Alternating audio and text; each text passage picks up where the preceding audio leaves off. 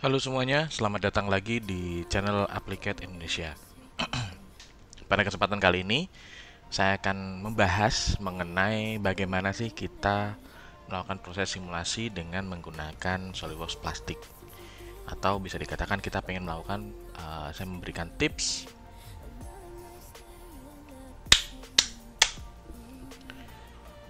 Halo semuanya, selamat datang di channel Applicat Indonesia. Kembali lagi dengan video tutorial SolidWorks. Nah, pada kesempatan kali ini saya akan membagikan tutorial mengenai simulasi untuk plastik injection. Di mana pada kesempatan kali ini saya akan menjelaskan basic bagaimana cara melakukan setup untuk melakukan proses simulasi injection plastik dengan menggunakan add-on di dalam SolidWorks, yakni SolidWorks plastik. Dimana kita sudah punya satu buah model plastik tentunya. Di sini adalah satu buah model dengan nama Smoke Alarm. Dimana untuk model di sini tentunya kita sudah persiapkan untuk modelnya, dan kita akan coba untuk melakukan proses simulasi terlebih dahulu. Nah, untuk proses simulasinya itu cukup mudah. Tentunya rekan-rekan yang perlu diperhatikan adalah rekan-rekan harus punya dulu untuk software atau add-in-nya untuk SolidWorks plastik itu. Nah, kalau sudah, pastikan untuk SolidWorks plastiknya nanti menyala. Nah, kalau sudah diaktifkan nanti akan ada informasi untuk tambahan Command Manager di bagian atas di sini dengan menu SolidWorks plastik. Nah, kita akan langsung melakukan proses untuk new study. Nah, dimana untuk proses new study di sini yang pertama kali kita lakukan adalah kita akan melihat dulu untuk karakteristik daripada si injection plastik yang akan kita gunakan di sini. Nah, contoh di sini ada beberapa proses yang bisa kita pakai. Jadi ada beberapa untuk ada single material, B injection, dan juga co-injection, dan juga lain sebagainya. Nah, contoh untuk yang sekarang kita akan coba untuk melakukan proses pembuatan untuk single material terlebih dahulu. Nah, kemudian yang selanjutnya adalah yang akan kita coba pilih di sini adalah untuk analisis prosedurnya. Apakah kita akan menggunakan sistemnya untuk mesh-nya, ya, utamanya adalah untuk solid mesh ataupun shell mesh. Nah, kita di sini akan coba untuk melakukan proses pembuatan simulasi untuk yang shell mesh saja. Tapi jangan khawatir, ketika kita sudah oke, tentunya untuk proses ini bisa kita rubah nantinya. Jadi kalau kita pengen edit untuk menggunakan solid mesh atau mungkin balik lagi ke shell mesh lagi, kita tinggal klik kanan aja di area paling atas daripada simulation plastic tree di sini. Nah, kemudian yang kita selanjutnya adalah yang kita pilih itu adalah untuk simulation tipenya di sini. Nah, tentunya SolidWorks plastik sendiri ada 3 tipe, ya rekan-rekan semuanya, sama seperti SolidWorks. Ada tipe untuk standar, profesional, dan juga untuk premium. Dimana kalau untuk premium itu tipe untuk simulasinya kita bisa sampai cooling dan juga untuk wrapping simulation. Tapi untuk kali ini kita akan coba untuk melakukan proses pembuatan simulasi untuk yang filling saja, karena kita akan coba untuk menjelaskan untuk basic simulasinya dulu seperti apa. Jadi kita akan mulai dengan filling simulation. Ya, kita oke aja seperti itu. Terus kemudian langkah selanjutnya adalah kita akan tinggal mendefinisikan untuk dari injection unitnya dan segala macam ini di sini. Properti-propertinya ada di sini, kita tinggal ikutin saja yang ada di sini sebelah kiri di sini. Yang pertama adalah kita akan melakukan proses untuk pembuatan injection unit untuk di bagian materialnya dulu. Jadi di sini kita lakukan untuk proses melakukan setting di sini. Lalu kemudian untuk material atau untuk material tipe plastiknya sendiri seperti apa, kita akan langsung proses menggunakan yang ada menu di sini, material. Kita tinggal klik saja, terus kemudian kita tinggal browse the database. Di sini kita tinggal pilih shortnya itu by company atau by family.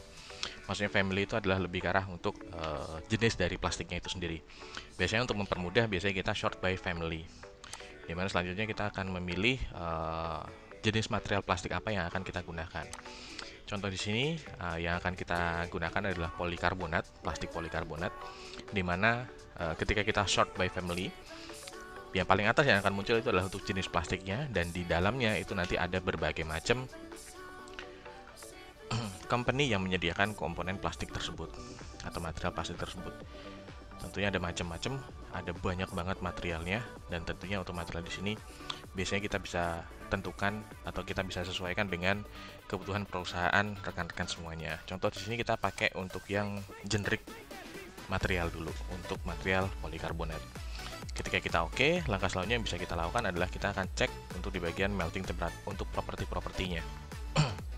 Contoh di sini untuk informasi dari melting temperature, ini adalah untuk melting temperature daripada si material plastik itu sendiri. Jadi melting temperaturnya itu adalah di sekitar 305 derajat Celcius.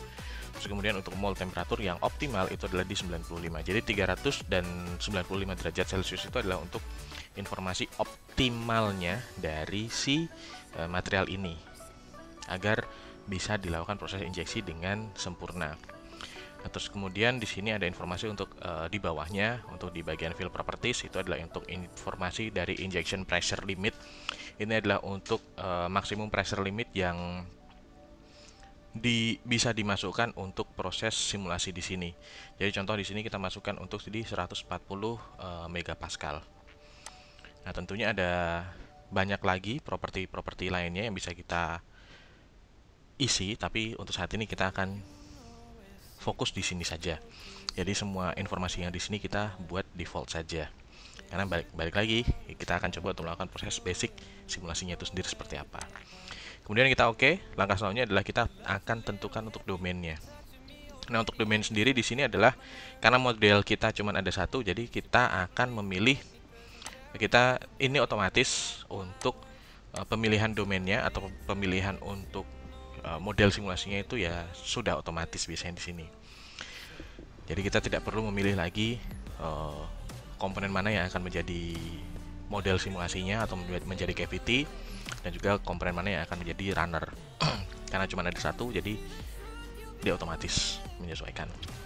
Terus kemudian untuk informasi yang lainnya adalah untuk di bagian boundary condition. Nah, boundary condition di sini ada macam-macam informasi yang bisa kita masukkan di situ. Yang pertama dan yang paling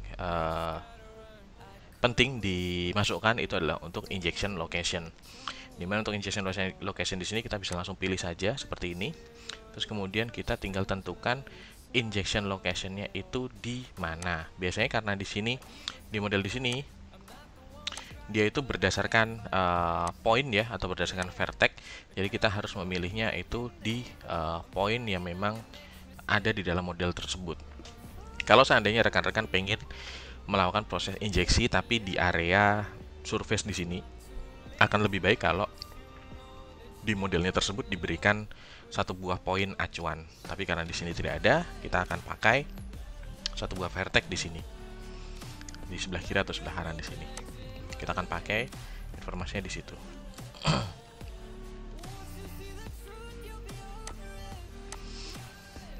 Oke, karena kita pengen melakukan proses injeksinya untuk 100% ya kita biarkan saja untuk informasi di bagian injection range di sini. Kita tinggal oke saja seperti itu.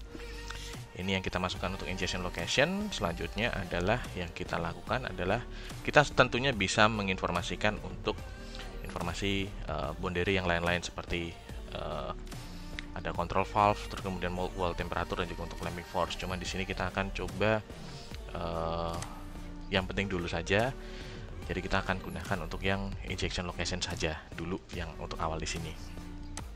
Untuk global parameter, ini ada informasi untuk generalnya. Kita bisa cek. Ini di sini adalah ada informasi untuk clamping force limit. Ini adalah di sekitar 100 ton. Terus kemudian untuk ambient temperature atau suhu sekitar itu di 30 derajat. Kita biarkan default seperti itu. Dan kemudian untuk informasi untuk parameter selanjutnya adalah untuk di bagian fill and pack. Ini adalah informasi untuk gravity-nya. Jadi bisa dikatakan ini nanti akan berpengaruh di untuk si alirannya itu sendiri juga. Jadi di sini kita bisa informasikan untuk gravity-nya di arah Z minus. Kemudian kita bisa langsung oke, dan langkah selanjutnya adalah kita tinggal lakukan proses untuk pembuatan mesh di sini. Di bagian mesh di sini kita tinggal klik aja klik kanan, kita langsung tinggal create mesh. Lalu kita tinggal melakukan proses pembuatan mesh. Tentunya untuk informasi meshnya di sini kita bisa gunakan untuk informasi uniform ataupun curvature base. Di sini kita bisa langsung saja memilih, contoh kita menggunakan adalah untuk yang curvature base. Lalu kita untuk informasi meshnya di sini kita bisa arahkan untuk ke fine untuk hasil mesh yang lebih rapat, ataupun coarse untuk hasil mesh yang lebih loose atau lebih lebih renggang seperti itu. Kemudian kita tinggal langsung saja, contoh kita ambil untuk di bagian tengah-tengah dan kita langsung saja untuk create di sini. Nah, tentunya untuk proses mesh sendiri akan membutuhkan waktu tergantung dengan pengaturan yang kita masukkan. Untuk kali ini model di sini cukup cepat ya. Terus kemudian kita tinggal kalau sudah berhasil meshnya seperti ini, tinggal kita lakukan proses untuk kita oke saja. Dan yang terakhir adalah kita tinggal melakukan proses running simulasi. Nah, dari proses di sini tentunya ada sedikit loading untuk pembacaannya. Selanjutnya adalah kita tinggal melakukan proses run. Nah, untuk run di sini karena tadi simulasinya yang kita pilih hanya fill, jadi untuk proses runnya di sini kita hanya ada informasi untuk filling saja. Jadi kita tinggal klik saja di sini run fill.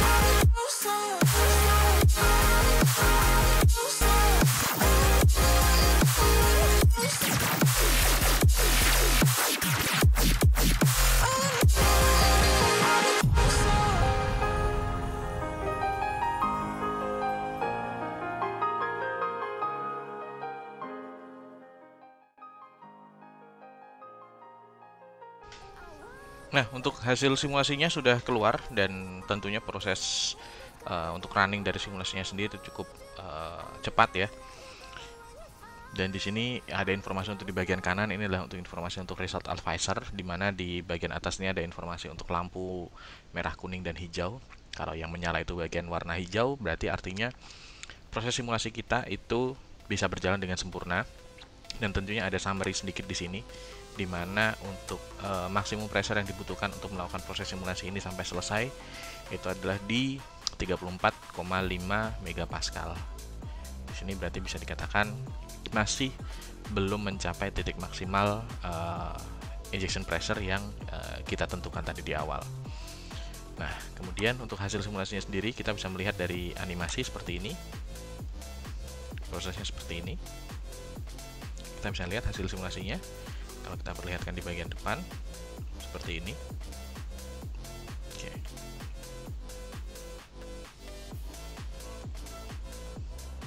Dan tentunya proses simulasinya sendiri kita memerlukan waktu untuk filling time-nya itu adalah di sekitar 2,17